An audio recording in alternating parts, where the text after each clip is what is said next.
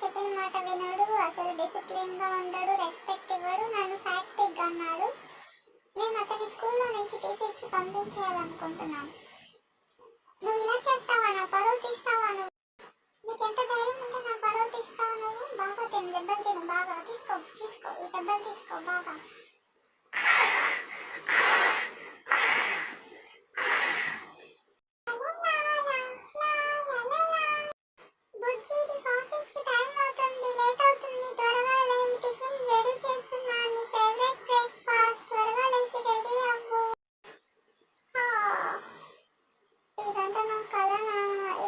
భయంకరమైన కళ వచ్చింది నాకు. ఇదంతా నిజం అనుకున్నాను.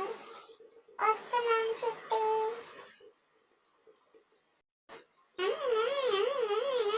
చాలా టేస్టీగా ఉంది చిట్టి.